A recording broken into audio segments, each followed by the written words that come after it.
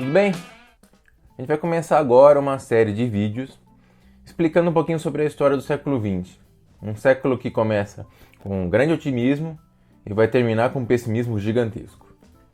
Mas não tem como falar do século XX sem falar de como uma das principais potências industriais desse século se tornou uma potência desse século. E a gente está falando de quem? Especialmente dos Estados Unidos. A gente tem que entender como é que essa ex-colônia inglesa vai chegar ao século XX bombando, sendo dos principais atores internacionais do mundo. Só que para entender como é que os Estados Unidos chegou a esse ponto, a gente tem que entender toda a história do continente americano, como um todo.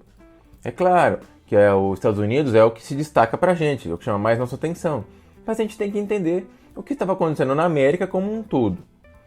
Se você vai estudar sobre a América, você já deve ter escutado que, ora, é comum fazer uma pequena divisão. Você costuma agrupar Estados Unidos e Canadá e todo o resto do continente. Estados Unidos e Canadá se chama de América Anglo-Saxônica, enquanto o resto do continente de América Latina. E o que é essa divisão? É uma divisão que está se pautando por um critério linguístico.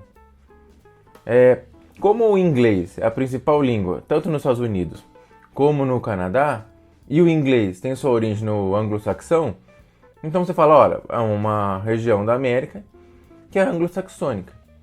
E o resto da América, como fala espanhol ou português, que são de origem latina, fala América Latina. Só que essa diferenciação, normalmente, ela não está levando em conta só o idioma. Ela leva em consideração diferenças históricas, sociais, econômicas. Então, quando a pessoa está usando América Anglo-Saxônica e América Latina, ele tem mais dentro da cabeça dele do que uma simples diferença de um fala inglês e outro fala português. Ele está dizendo que tem diferenças mais profundas entre essas duas partes do continente americano. Só que se a gente olha para a história do continente americano, você vai ver que parece que tem muito mais em comum do que diferenças. Por quê? Porque mesmo o Canadá, Estados Unidos, Brasil, Argentina, todos esses tiveram uma relação com colonização. Todo o continente americano foi colonizado. Seja por ingleses, espanhóis, portugueses, não importa. Foram colonizados. Todas essas nações têm relação com a colonização. Quando é que começa a se diferenciar de maneira um pouco mais nítida? Fala, olha, de fato, os Estados Unidos e Canadá têm algumas características que são um pouquinho diferentes dos outros países da América Latina. Como? Quando? A partir do século XIX. Por que a partir do século XIX a gente começa a ver com mais clareza que, de fato, algumas regiões seguem por um lado e outras seguem por outro? Porque é a partir do século XIX que praticamente todo o continente americano vai se tornar independente. Vai se livrar dos colonizadores. E quando isso acontece, aí ele tem que definir que caminho político, que caminho econômico ele vai tomar. É aí que as coisas começam a ficar um pouquinho diferentes. Os Estados Unidos, a gente sabe, ele vai se tornar independente da Inglaterra em 1776. O primeiro presidente americano foi o George Washington, que aliás é uma figura muito importante no processo de independência americano. Ele foi presidente por 2 mandatos. E como projeto de governo dele, ele tentou fazer o quê? Tentou fazer com que a indústria, o comércio e as finanças dos Estados Unidos crescessem. Esse era o plano, era isso que ele queria. Que os Estados Unidos começassem a enriquecer, para ser uma grande nação. Deu certo o plano dele? As políticas que ele adotou deram o resultado esperado? Sim, deram o resultado esperado. De fato, uma parte da nação americana começou a crescer rapidamente. Só que quando começa a crescer rapidamente, começou a surgir o desejo, nesses novos industriais, de ampliar os mercados consumidores. Precisava de mais. E aí eles perceberam que fazia parte da constituição da nação americana o fato de que eles estavam concentrados na parte leste do continente. Se a gente olha o nosso mapinha aqui, essa parte que está em vermelho, Isso tem a ver com a história americana. São as 13 colônias. A gente já viu isso. É assim que vai se constituir os Estados Unidos. Então, no século XVIII, quando o George Washington está tentando fazer a nação crescer, o que ele tem lá? A maior parte do país dele, da população dele, está concentrada na parte leste. É lá que está. Só que como agora o país está crescendo, há um desejo de ampliar o território, de ampliar os mercados consumidores. Só que para fazer isso, eles vão ter que partir para o oeste. Eles vão ter que levar a população para a costa oeste. É o que a gente chama de conquista do oeste. Vai ser um incentivo governamental oficial para que as pessoas comecem a se deslocar do leste e comecem a habitar o oeste. E isso é facilitado nos Estados Unidos porque os Estados Unidos, desde o início do século XIX, começa a receber um aporte grande de imigrantes. Desde o século XIX, os Estados Unidos começam a receber uma grande quantidade de imigrantes. A gente vai ver na próxima aula que fala sobre o imperialismo, esse tipo de coisa, que é justamente no século XIX que a gente vai ter o maior deslocamento de pessoas no mundo. Milhões de pessoas vão se deslocar para os Estados Unidos. Por quê? Porque os Estados Unidos estava se constituindo agora como uma nação nova. E que a ideia era, venha para cá. Aqui é um país que você pode dar certo na vida. Você só tem que ter disposição para trabalhar. Em 1810, por exemplo, os Estados Unidos já tinha 7,2 milhões de habitantes. Então tinha muita gente. E essas pessoas que chegavam nos Estados Unidos eram oferecidas a elas pedaços de terra, porções de terra na parte oeste do continente, na parte oeste dos Estados Unidos.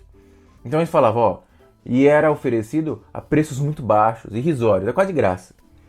Por quê? Porque o que eles queriam no oeste não tem nada ainda, não tem infraestrutura, não tem cidade, é você que vai ter que construir. Só que em compensação, a terra é praticamente de graça. Você pode pegar. Era essa a ideia. E as pessoas toparam isso. Elas acharam que isso era uma boa, ou acharam, não, era uma furada, não tem nada lá, só tem mato velho. Não, elas toparam. Milhares de pessoas toparam, aliás. Elas iam em grupos, em caravanas. A gente pode ver nesse desenho aqui embaixo. Elas iam em grandes comboios. É quase como se ela fosse As pessoas iam num comboio que ia formar uma nova cidade, sabe? Elas se reuniam num pedaço de terra, e começavam a montar uma cidade ali. Se você já alguma vez viu algum filme de Velho Oeste, é isso que eles estão retratando, aliás. Os conflitos dessa conquista do Oeste. Você percebe que aquelas cidadezinhas nesses filmes é sempre um lugar inóspito, né? Tem a cidadezinha e ao redor não tem nada. Porque é isso mesmo. Os Estados Unidos está justamente tentando conquistar, digamos assim, territórios que ele ainda não habita. Que ele considera que são parte de seu país, mas que ainda não tem ninguém lá. Então eles investem nisso e as pessoas topam. É a oportunidade de crescer na vida. E tudo isso é amparado por uma justificação ideológica. Muito interessante, inclusive, que chama Destino Manifesto. É assim que ela ficou conhecida. Qual era a ideia? Uma ideia bem interessante, especialmente se você se enquadrasse. A ideia de que os Estados Unidos e as pessoas que lá viviam, elas tinham sido escolhidas por Deus para criar uma grande civilização, uma civilização forte. Elas tinham sido escolhidas para tomar esse território, sabe, para conquistar o Oeste, e criar uma civilização fundada por brancos, anglo-saxões e protestantes. Quando eles faziam questão de destacar que, sim, nós somos escolhidos, a gente tem mesmo que encarar esse desafio de conquistar o Oeste, eles deixavam claros que eles estavam se contrapondo a quem? Aos nativo-americanos pagãos. Por isso o destaque de brancos e protestantes. E não é qualquer branco, inclusive. Se fosse um branco ibero-americano, que veio da Espanha, de Portugal, que normalmente era católico, também não serve. A nação americana que estava se formando, ela tinha que ser constituída por brancos, anglo-saxões e protestantes. Era essa a ideia. Essa ideia, inclusive, é muito bem retratada nesse quadro de 1872, de John Guest, que chama O Progresso da América. E o que diz essa... O que a gente pode ver nesse quadro? É quase como se tivesse uma linha dividindo o quadro, ao meio. Você percebe que do lado direito, inclusive a iluminação do quadro dá destaque a isso. Do lado direito, que é muito mais iluminado, você vê que tem cidade ao fundo, você vê que tem linhas férreas, você vê que tem um sujeito aqui trabalhando na agricultura. É como se tivesse o progresso aqui. Do lado esquerdo é onde ainda não tem progresso, é onde eles vão conquistar. Você pode ver aqui que tem uma carroça típica dessas caravanas. Você percebe que tem aqui alguns nativos correndo. E ao fundo tem bisões correndo. E os bisões não é um fator aleatório, a gente já vai falar deles inclusive. Mas veja, eles vão ocupar o oeste, muito legal. Só que o oeste estava vazio. Era uma terra realmente que não tinha ninguém lá dentro? Claro que não. Tinha muita gente lá dentro. Os primeiros humanos chegaram aqui no continente americano há uns 30 mil anos atrás. Então, claro que tinha gente lá. Tinha gente no continente americano todo. Então, se você chega lá e fala, não, vou tomar um pedaço de terra, porque esse pedaço de terra está inabitado, só que tem gente lá, o que vai acontecer? Conflito, evidente. Vai ter muitos conflitos com os povos que já estavam vivendo lá. Muitos. Só que esse homem branco, anglo-saxão e protestante, ele tinha armamento superior. Então, normalmente nessas batalhas, ele acabava cedo ou tarde levando a melhor. O que aconteceu é que, quando eles começaram esse movimento de conquista do Oeste, tinha por volta de 1 milhão de nativos lá. Em 1860, quando essa conquista já estava muito bem estabelecida, estima-se que tinha menos de 300 mil nativos. Então, você tem uma ideia do que aconteceu, é que foi um massacre. Os nativos não tiveram muita escolha. Esses que sobreviveram acabaram, de certo modo, sendo confinados em reservas federais. É a solução da maioria dos países. O Brasil, por exemplo, também faz isso. É como se, a gente tomou aqui, sinto muito. Mas tudo bem, eu escolho uma região de terra para você, delimito, faço aqui e boto você lá dentro.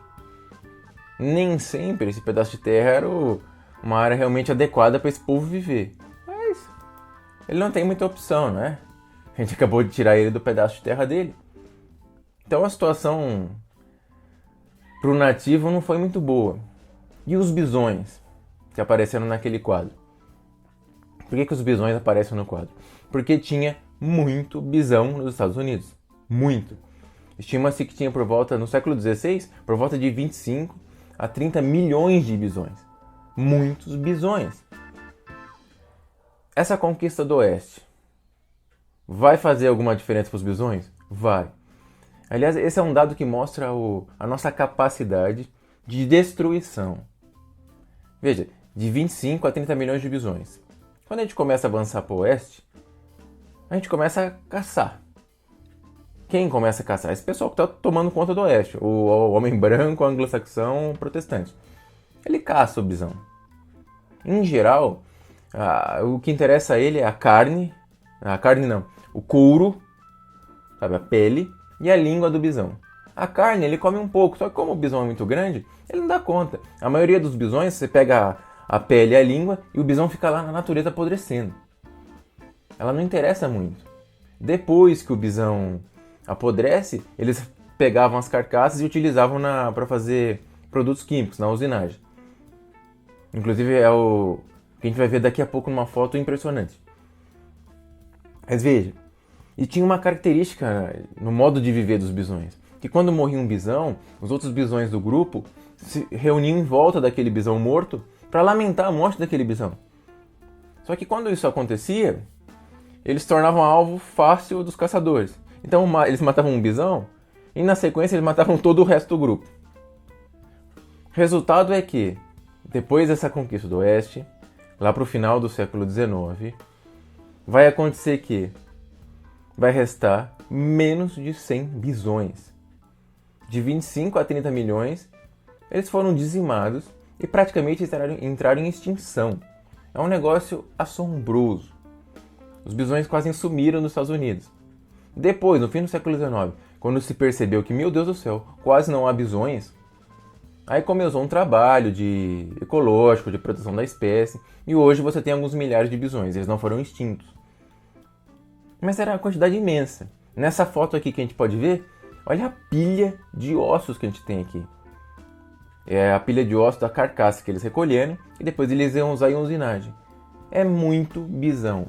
É um poder destruidor.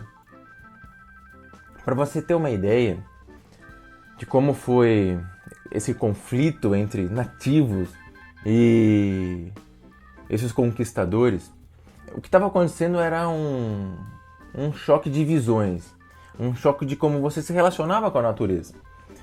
Em 1854, o cacique Seattle, que depois o nome dele acabou se tornando o nome da cidade, ele escreveu para o presidente Franklin Pierce que tinha proposto comprar um pedaço de terra dele, um pedaço bem grande, aliás.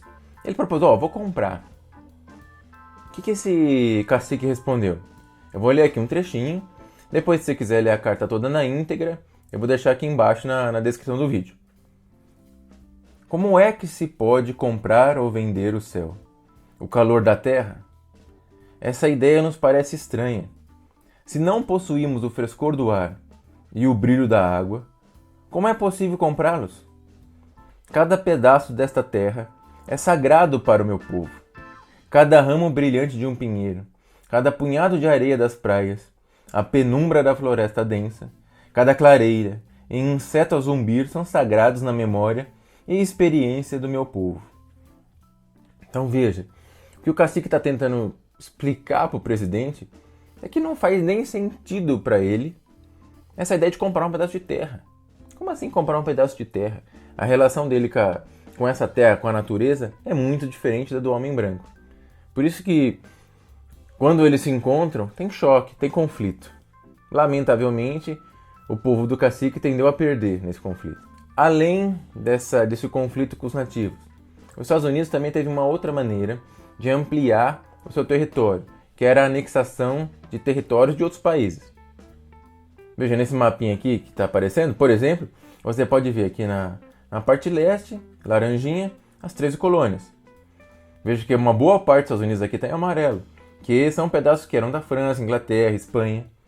E uma boa parte aqui, em verde, era do México.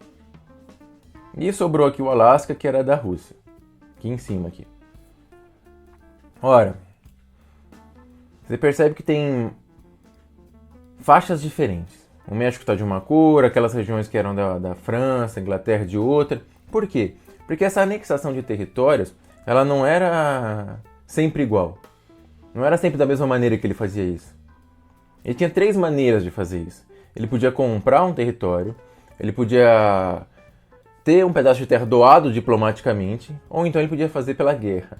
Pode-se imaginar que a guerra foi bem interessante nesse quesito de aquisição de novos pedaços para o seu território. Por meio da compra, ele conseguiu o quê? A Louisiana, que era da França, parte da Flórida, que era da Espanha, e o Alasca, que pertencia à Rússia, que a gente viu no mapinha. O Alasca é o mais fácil de entender. Pela diplomacia, ele conseguiu o Oregon, que a Inglaterra cedeu a ele. Mas o principal recurso para ele ampliar o território dele foi a guerra. E a guerra com o México. O México dançou nessa história. Entre 1846 e 1848, para você ter uma ideia, os Estados Unidos anexou um território que era do México. Anexou a sua própria nação os estados que hoje são do Texas, Califórnia, Nevada, Arizona, Utah, Novo México e parte do Colorado. Mais de 2 milhões de quilômetros quadrados. É muito, muito, muito pedaço de terra. O México se deu tão mal nessa época, nessa relação com os Estados Unidos, que tinha até uma frase utilizada na época para se referir ao México, que dizia o seguinte: pobre México, tão longe de Deus, tão perto dos Estados Unidos.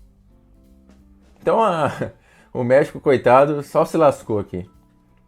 Mas então a gente tem os Estados Unidos, que ampliou o seu país, seu território, indo para o oeste e anexando territórios que pertenciam a outros países, seja pela compra, pela diplomacia ou então pela guerra. Mas aí os Estados Unidos ampliam o território, fica grande. É uma grande nação agora, não só economicamente, como territorialmente. Só que aí vai ficar evidente que dentro daquele país havia 2 projetos de nação para os Estados Unidos. E são 2 projetos que desde o início, desde as 13 colônias, você já percebe essa diferenciação. De um lado, você tinha a antiga região norte, que é onde tinha se formado uma burguesia industrial rica e tinha uma classe operária já bem organizada e forte. Do outro lado, a antiga região sul, onde a elite rural ela tinha se ampliado, aumentado seu poder e expandido a exploração da mão de obra escrava. São as diferenciações desde o início dos Estados Unidos, que agora estão bem acentuadas.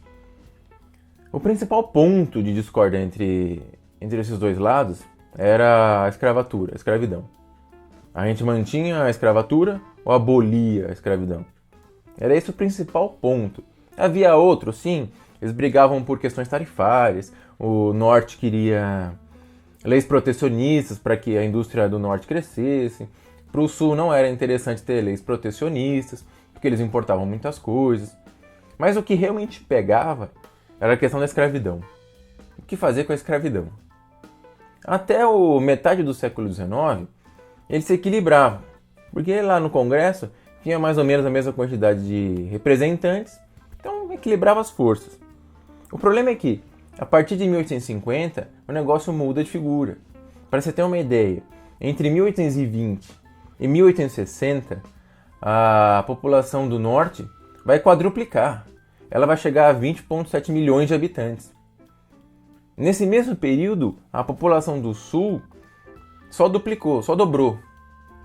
Chegou a 9,2 milhões. Significa que agora, na hora do Congresso, já não estavam mais forças equivalentes. A força do norte tendia a ser maior agora. E o norte era abolicionista. Então isso começou a assustar os estados do sul. Eles falaram: opa, esse pessoal não vai atender aos nossos desejos, às nossas demandas. E tudo fica pior quando, em 1860, o candidato abolicionista Abraham Lincoln se torna presidente dos Estados Unidos. Se eles já estavam perdendo na representatividade no Congresso, quando chega um presidente que é abolicionista, aí que o negócio a vaca vai pro brejo. Ele fala: meu Deus do céu, a gente vai perder.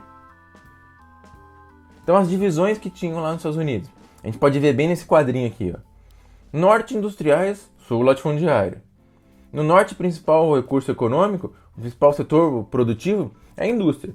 Enquanto que no sul, eles exportam, é agricultura exportadora. Especialmente algodão.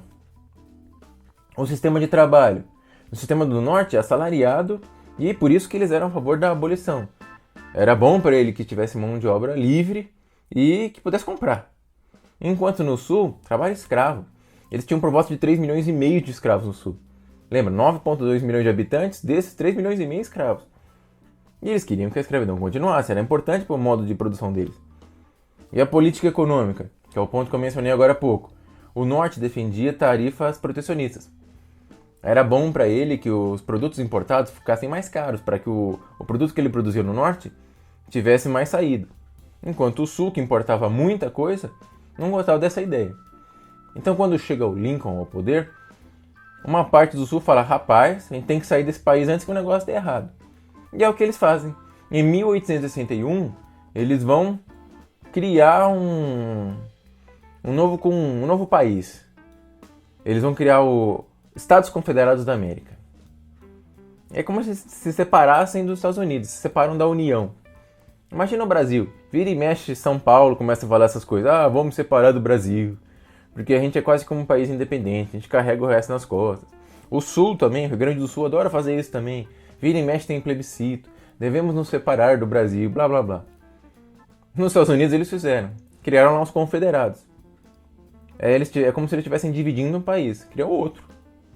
O Lincoln aceitou? Não, não aceitou. Evidente, o presidente americano disse não, não pode isso não. Ora, quando ele faz isso, ele declara guerra aos confederados. Se a gente olha esse mapinha aqui que está na tela, veja, infelizmente a visualização dele não é das melhores. Mas onde está azul se refere aos Estados da União. E onde está de laranja são os Estados dos Confederados. Veja, é uma comparação de recursos. Os Estados da União ganham praticamente tudo. Eles têm mais malha ferroviária, eles têm mais riqueza produzida, eles têm mais marinha, eles têm muito mais capacidade de produzir armas de fogo, de produzir carvão, de produzir ferro, de produção têxtil. Eles têm tudo. A única coisa aqui onde está muito mais laranja é o quê? Produção de algodão. Isso o Sul podia fazer. Mas veja, a gente está falando agora de uma guerra. É uma guerra civil, que deixou mágoas muito profundas nos Estados Unidos. Olha a comparação. A superioridade do Norte é imensa. A União é muito mais forte. Ela tem uma capacidade de produzir armas infinitamente superior ao Sul. Nos meses iniciais da guerra, as forças até são equivalentes. Mas conforme o tempo vai passando, vai ficando muito claro que o Norte, a União, vai vencer. Ela tem muito mais força. Especialmente a partir de 1863, na Batalha de Gettysburg, que é muito famosa, em que eles vencem, não tem jeito. A União não vai... Os confederados não têm como aguentar o poder da União. Ela é muito mais forte. Inclusive, em 63, o Lincoln acaba com a escravidão. A escravidão, na lei, ela só vai entrar em 65, depois dessa guerra civil. Mas em 63, ele já tinha declarado a abolição da escravatura. O que vai fazer com que parte dos escravos do Sul, que estão combatendo nessa guerra, veja, é uma situação curiosa. Eles estão combatendo no lado do Sul, que quer que esse pessoal continue escravo. Quando o Lincoln acaba com a escravidão, eles vão sair do Sul, vão se aliar aos exércitos da União para lutar contra o Sul. Então, os confederados não têm chance. E eles perdem. Ora, a União ganha. Sim, é verdade. Só que o resultado dessa guerra, catastrófica, porque guerra civil é irmão contra irmão, é a própria população contra você mesmo. É uma coisa horrível. O resultado é, por volta de 600 mil mortos, um negócio terrível, e por volta de 8 bilhões de prejuízo, 8 bilhões de dólares em prejuízos. Muito grande. Foi um massacre, um negócio muito triste. Só que a reconstrução foi rápida, especialmente porque o lado que venceu é o lado da União, que era o lado dos industriais. Então eles tinham força para isso. E rapidamente a economia vai crescer nos Estados Unidos. Agora que o Sul, digamos que os dois projetos de país, um deles acaba perdendo, um só agora vai ser hegemônico. Então rapidamente o desenvolvimento industrial nos Estados Unidos cresce. Vai ser muito rápido, você vai ter malha ferroviária ligando o país todo. Então, apesar da guerra, o resultado dela é que essa disputa entre indústria e latifúndio ganha a indústria. Então, depois da guerra, você não tem mais um outro lado brigando ainda para ser latifundiário contra a indústria, não. Acabou. O projeto do país agora é seremos uma grande nação industrial. E é o que acontece. Rapidamente isso toma conta do país e os Estados Unidos vai entrar no século XX como uma das maiores potências industriais do mundo. Então, apesar das grandes perdas que a Guerra Civil trouxe, ao final dela, os Estados Unidos acaba se tornando de vez uma das grandes potências do mundo. E a América Latina? O que estava acontecendo com o resto do continente? Então, se os Estados Unidos tomou esse caminho de acabar o século XIX e entrar no XX como uma grande potência industrial, infelizmente a América Latina não seguiu essa trajetória.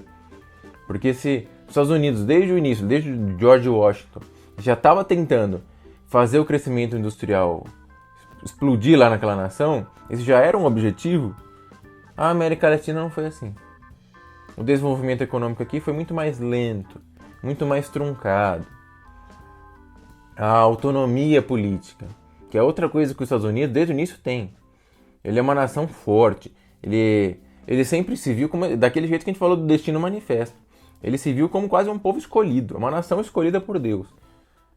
Na América Latina não foi assim. O que a gente vai ver é um monte de fragmentação.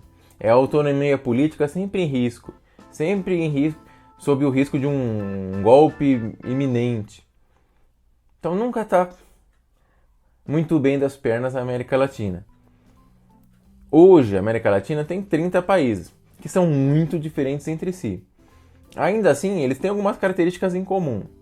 Por exemplo, todos eles, esses 30 países, foram submetidos por alguns séculos à exploração colonial europeia. Todos eles. Todos eles se tornaram politicamente independentes no início do século XIX.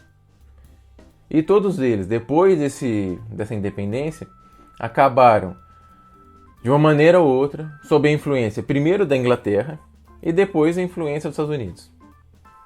Esse foi o destino da América Latina.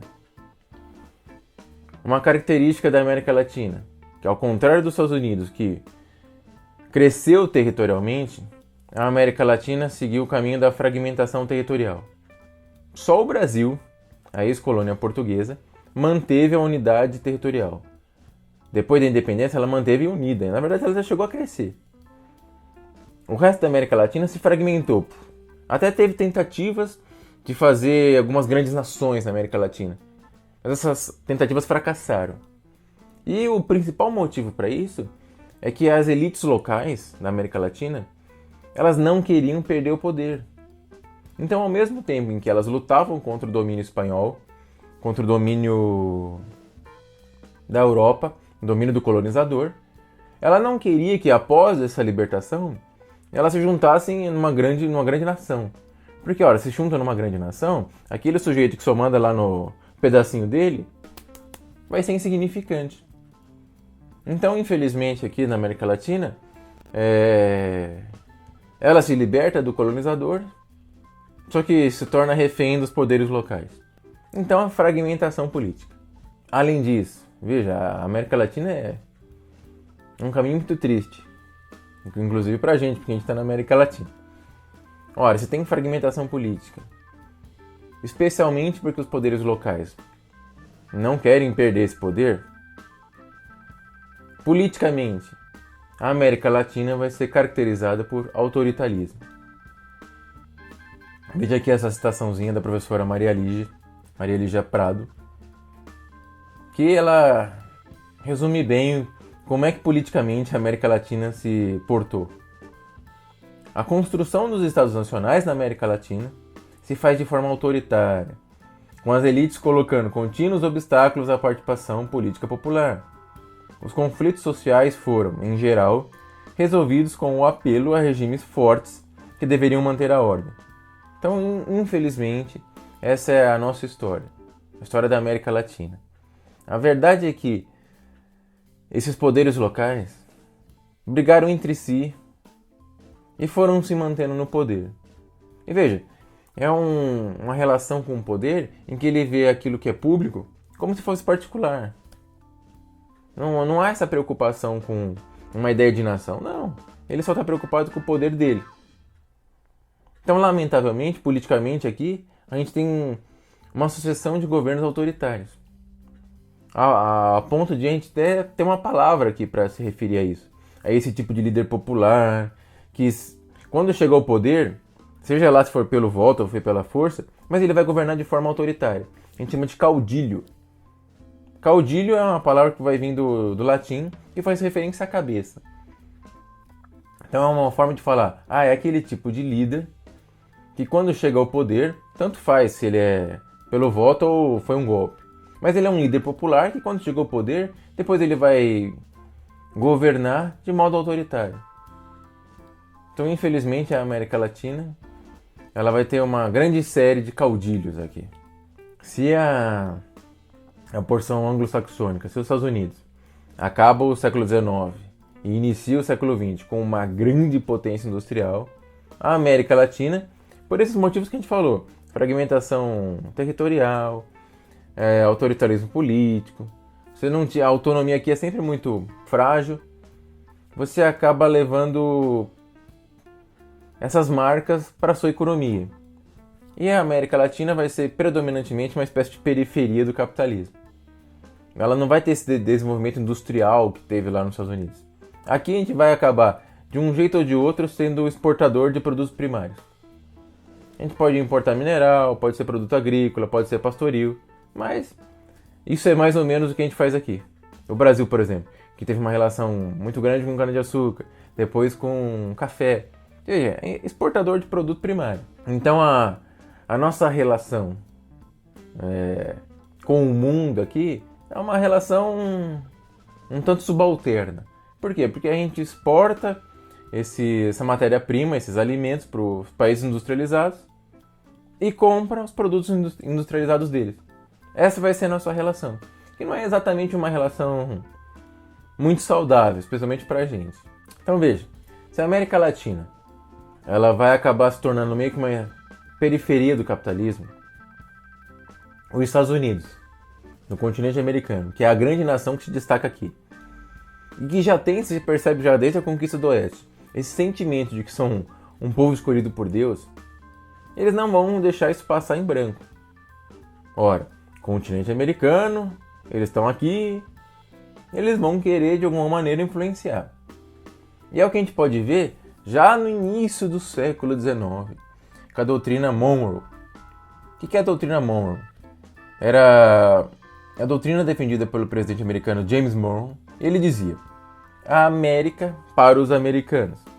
É claro, no primeiro momento, isso era um aviso para os países europeus. Não se metam mais aqui. Pô, isso aí é bacana. Bacana. Mas também se subentendia que a América para os americanos não era só um aviso para os europeus. Significava também que, ora, a América Latina, em alguma medida, se submeteria aos Estados Unidos. Para você ter uma ideia do que isso significa na prática. Em 1898, os Estados Unidos vão declarar guerra à Espanha porque eles vão supostamente defender a independência de Porto Rico e de Cuba. Então eles vão, em solidariedade a essas nações, eles declaram guerra. Porto Rico e Cuba vão se libertar da Espanha. Muito legal. Só que não vai passar muito tempo, Porto Rico vai acabar se tornando um protetorado dos Estados Unidos. E Cuba? Cuba vai ser obrigada a incluir na Constituição deles uma emenda chamada de Emenda Platt, que basicamente diz o seguinte: os Estados Unidos têm permissão para fazer intervenções militares no território cubano sempre que os Estados Unidos achar que isso é necessário. Veja, o que é isso? Isso é claramente uma intromissão americana na vida política de Cuba. Isso é América para os americanos. Os Estados Unidos são mais fortes e sim, eles fazem valer essa força. E veja, o presidente americano lá de 1823 não é o único. É muito mais próximo aí do fim do século XIX, início do XX, a gente vai ter o Theodore Roosevelt, que a gente tinha algumas ideias interessantes de política internacional.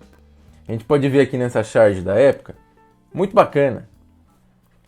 Veja que ele está com um porrete gigante na mão, que é chamar Nova Diplomacia, que está escrito ali. E você vê as outras nações aqui meio que mendigando, se submetendo a ele. Ora, por quê? Porque a política internacional dele era chamada na época, especialmente pelos opositores do Roosevelt, de política do grande porrete. É bonito isso, né? Um negócio bacana. Por que política do grande porrete? Porque, basicamente, o Roosevelt entendia que os Estados Unidos, o governo dos Estados Unidos, tinha o direito de intervir militarmente em qualquer país da América Latina sempre que os interesses americanos estivessem em jogo. Tinha até uma frase para se referir a esse tipo de pensamento do Roosevelt.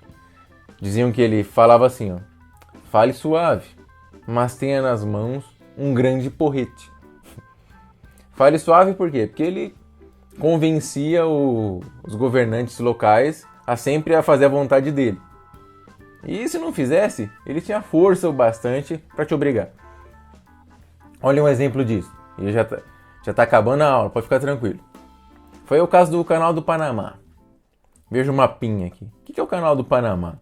Ora, a ideia era construir nessa região uma passagem que ligasse o Oceano Atlântico ao Pacífico.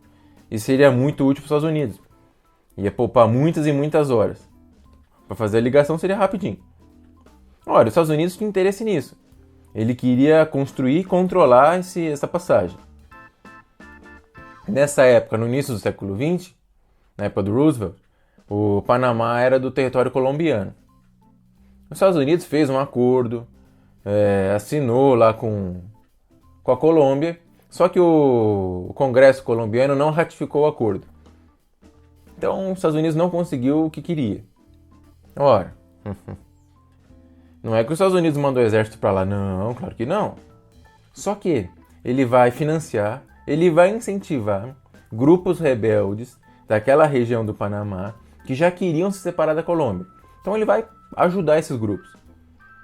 Quando esse grupo consegue a independência e separa o Panamá da Colômbia, não demora pouquíssimos dias e pronto, os Estados Unidos consegue fazer o acordo por 10 milhões de dólares com o novo governo, agora com o novo país Panamá.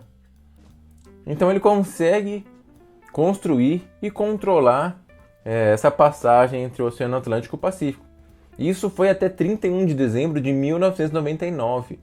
É só a partir de então que ele devolve o controle dessa região ao governo do Panamá. Até então, era ele que mandava. Então veja, esse é como a América chega ao século XX. Na parte anglo-saxã, se destaca os Estados Unidos, que apesar das dificuldades, que apesar de uma guerra civil, acaba fazendo com que o crescimento industrial deles seja espantoso. E eles entram no século XX como uma potência gigantesca. Eles vão ser extremamente decisivos no que vai acontecer no século XX. A América Latina não segue esse caminho. E no final ela acaba sofrendo forte influência dos Estados Unidos. Aí você pode se perguntar, será que os Estados Unidos, com toda essa força e com todo esse sentimento de sou especial e devo interferir, ele vai se meter também na Europa? Será que ele vai fazer alguma coisa lá? Bem, isso é tema da próxima aula. A gente vai descobrir o que a Europa estava fazendo nessa época. Mas, só próximo vídeo. Até lá!